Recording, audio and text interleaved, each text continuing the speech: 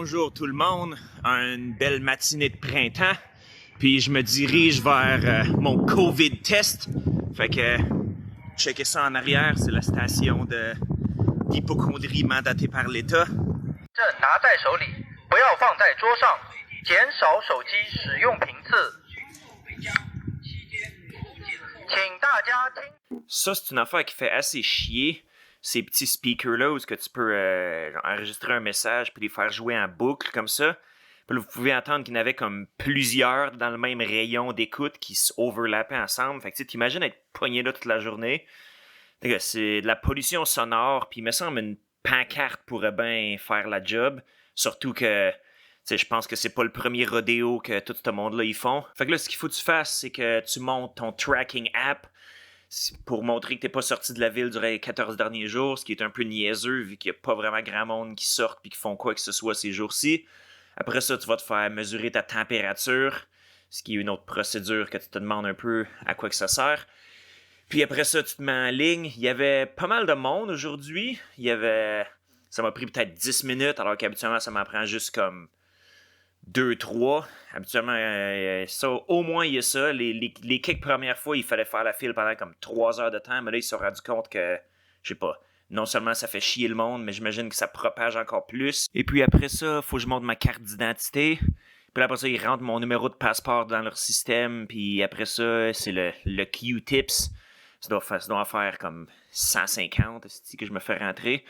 Puis après ça, tu reçois une petite carte qui dit que tu as reçu ton test. Puis après ça, ben la vie continue. Comme il y a pas mal de monde qui sont dehors, en fait. Comme je me rappelle, le premier lockdown en début 2020, comme tout était fermé, il y avait absolument personne dehors. C'était complètement comme une ville fantôme. Il y avait des airs post-apocalyptiques à ça.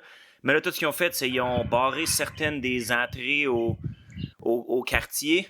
Comme là, on peut voir qu'ils ont mis une espèce de comme grosse barrière en tôle, ce qui fait un petit peu peur. C'est quelque peu creepy, honnêtement. Puis là, ben, si tu veux en sortir ou si tu veux rentrer, ils ont mis un espèce de checkpoint. Ce qui fait que si tu arrives là, il faut que tu montres une carte. Puis là, ils vont mettre, comme ils vont écrire l'heure qui est. Puis il faut que tu reviennes dans 2 heures de temps.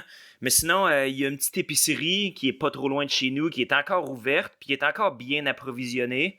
Comme il y a eu des nouvelles qui viennent de Shanghai, comme quoi qu'eux autres, ils ont des gros problèmes d'approvisionnement, puis en fait, c'est assez grim. C'est le genre de choses que je veux pas trop parler en détail ici, parce que j'ai pas l'impression que c'est vraiment la place pour. Mais pour l'instant, ici, on est correct. Puis ben, à la maison aussi, on est quand même... on a quand même une pas pire pile de stock. Fait que si vous voulez plus de détails là-dessus, j'ai écrit un article sur mon blog et les liens sont dans la description, comme d'habitude. Donc ouais, c'est un drôle de monde dans lequel on vit, hein, dans lequel on est pogné. Puis honnêtement, j'ai pas le goût de parler de ça trop. Comme je voulais juste vous montrer un petit snippet de qu'est-ce que ça a l'air, ma vie quotidienne avec le retour du lockdown puis le COVID qui finit plus. Puis, je veux dire, il faut quand même passer à autre chose aussi. Là, il faut juste... il faut mettre son focus sur d'autres belles choses de la vie, comme passer du temps avec ceux qu'on aime, lire des livres, l'art, passer du temps dehors quand il fait crissement beau comme aujourd'hui. Hein, Minigo? Puis aussi, bien sûr, parler de bière puis parler de métal. Fait que, qu'est-ce que j'ai aujourd'hui? C'est une bière que j'ai jamais bu encore. Ça vient de Lazy Taps Brewing, qui est une brasserie basée à la ville de Huangshan. Fait que je vais goûter à ça. Puis qu'est-ce que c'est? C'est, comme vous voyez, les caractères qui sont là, c'est huajiao. Ce qui veut dire les genres de petits piments du Sichuan qui rendent ta gueule tout engourdie. Tu sais, quand ils mettent ça dans leur bouffe bien épicée. Puis il y a quelques brasseries qui font, justement, ils font des recettes assez chinoises avec des herbes qui sont juste ici. Fait que je vais goûter à ça. J'ai pas amené de verre avec moi, malheureusement. J'aimerais bien voir la couleur. J'imagine qu'elle va être un peu ambrée.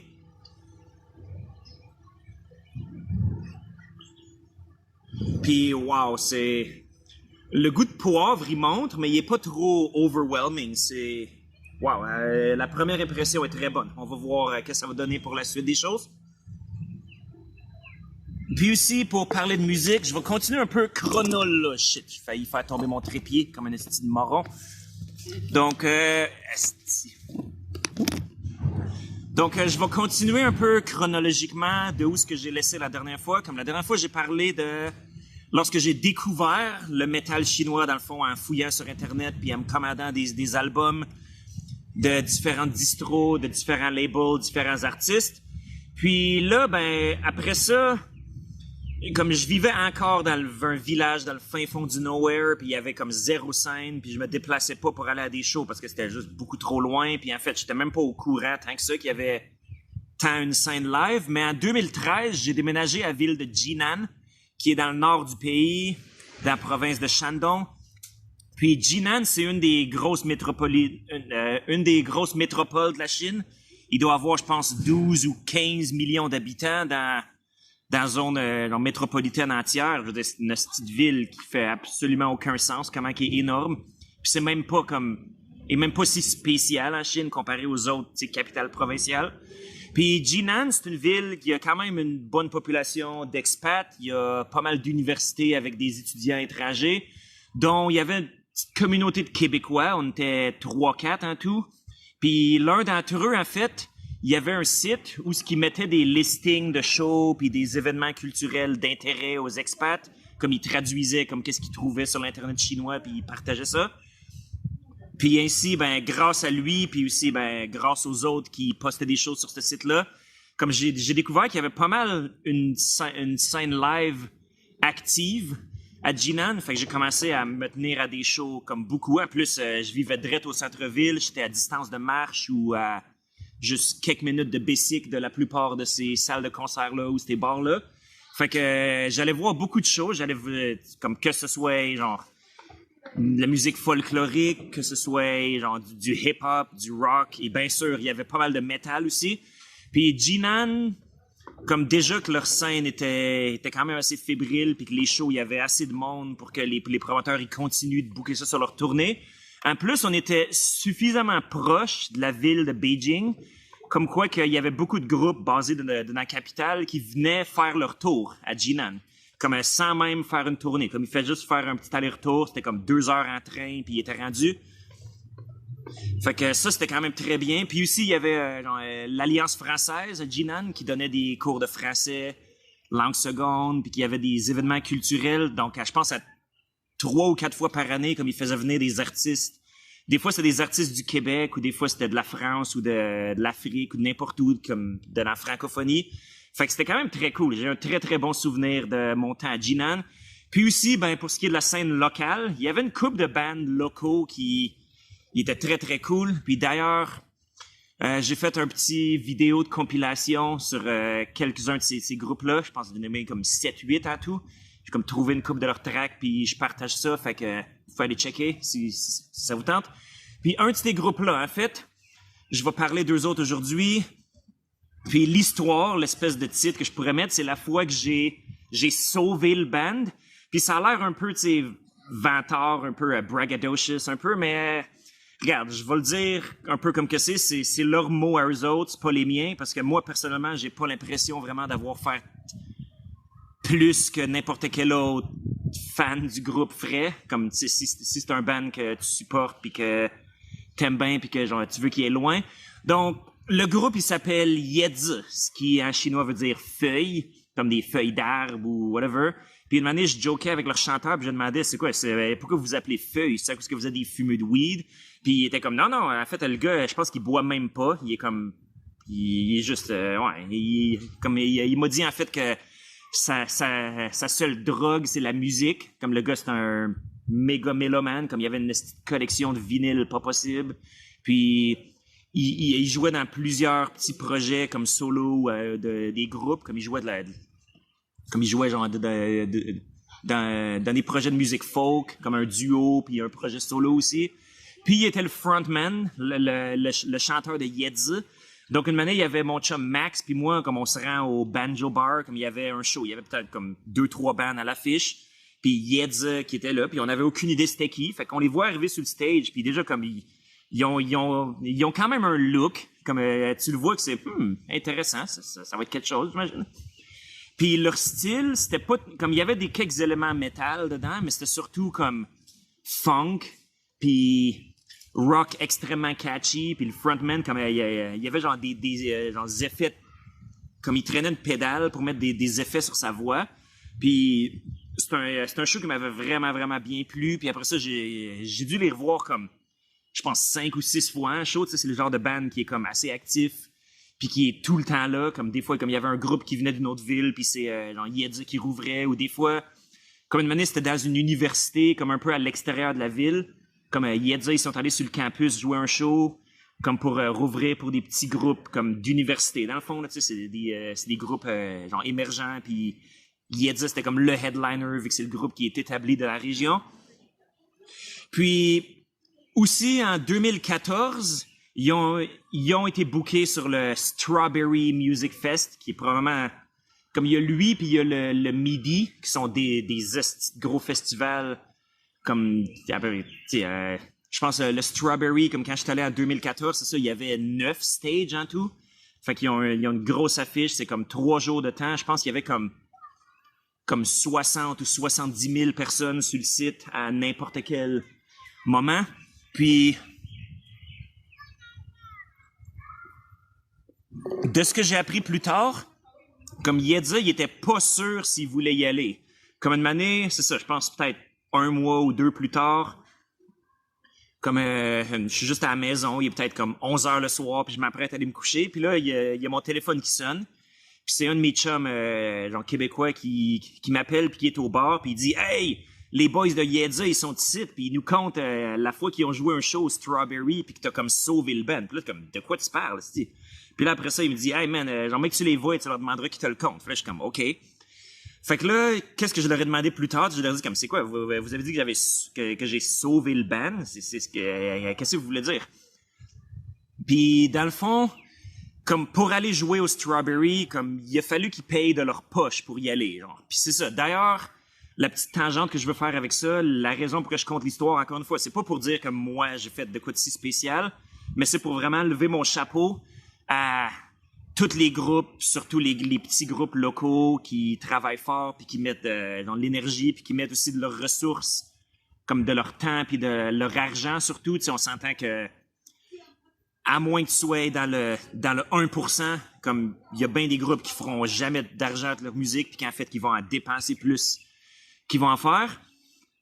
Puis en tant que fan, tu sais, moi j'ai pas joué dans des groupes ou rien, fait que c'est quelque chose que j'apprécie énormément, tu sais, en tant que gros fan de musique live, tout ça, j'apprécie du fond de mon cœur ce genre de dédication que les groupes-là ils font. Donc, c'est ça. Qu'est-ce qui est arrivé, c'est qu'il a dit, vu que c'est pas un groupe bien connu à l'extérieur de Jinan, comme ils ont reçu l'opportunité, mais dans le fond, ils recevaient pas assez d'argent avec leur cachet pour aller jouer là-bas, pour payer leurs billets de train, puis leurs hôtels, puis whatever. Ce qui fait que, dans le fond, il y avait des gars du groupe qui étaient comme, ben, fuck that, on y va pas, ça vaut juste pas la peine. Puis les autres étaient comme, ben non, man, ça va être le fun, tu sais, après ça, bon, on peut checker le reste du fest, puis blablabla. Puis les autres gars, c'est comme, ouais, mais après ça, moi, il faut que je prenne des jours off de ma job, puis tout ça. Fait que supposément que le groupe était pas trop sûr, puis qu'il chicanait un peu à ce sujet-là. Puis là, ben, le jour du show, il arrive, puis Yedza, comme ils se sont fait mettre sur une des scènes qui était comme vraiment en périphérie. Comme c'est pas le genre de scène où tu marches là par hasard. Comme il faut vraiment que tu ailles dans le coin du site du festival, comme juste pour aller les voir carrément, right? Puis juste avant qu'ils jouent, ben il commence à pleuvoir, ce qui fait que la foule elle se disperse encore plus. Puis là, puis moi j'étais sous-mort, man. Ce jour-là, comme quand je suis rentré sur le site du festival, moi puis mon chum américain avec qui j'étais allé là, ben on avait amené des bouteilles de vin rouge. En se disant que, tu sais, de la bière, elle vient chaude, puis elle vient dégueulasse. Tu sais, c'est un jour d'été, comme il fait comme 30 degrés, fait que la bière, elle va juste devenir dégueulasse, puis on n'aura pas assez de place pour la transporter. Mais du vin rouge, me semble, tu sais, t'as quand même plus d'alcool pour le poids que tu transportes. Puis en plus, ben, ça se boit même à température pièce, right? Fait que j'ai comme caché ça dedans mon hoodie, puis je marchais avec des bouteilles de vin rouge, puis là, évidemment que je me suis fait pogner. Puis, comme ils me les ont confisqués, mais ils m'ont dit, OK, regarde, si tu veux, tu peux les amener dedans, mais il faut que tu les verses dans un des verres de carton. Comme si ils donnent des verres de carton là-bas, fait que j'avais un esti de verre de carton jumbo comme rempli de vin rouge. Puis l'autre bouteille, je l'ai comme chuggé comme d'une gorgée avant de rentrer. Fait que il était rendu comme 10h30 du matin, puis t'as genre de la misère à garder les yeux ouverts. En tout cas, donc, tu sais, je me promenais de scène en scène. Comme il y avait une scène qui jouait... Le premier jour, il jouait du metal. Le deuxième jour, il jouait du hardcore. Il y avait la grosse scène où il y avait des artistes assez connus que je suivais la musique chinoise en général puis que je voulais aller checker.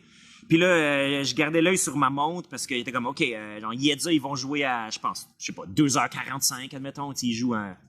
Fait que là, je me rends là, puis là, c'est ça, comme, direct quand ils commencent, comme direct quand ils sont sur le point de commencer, il se met à pleuvoir.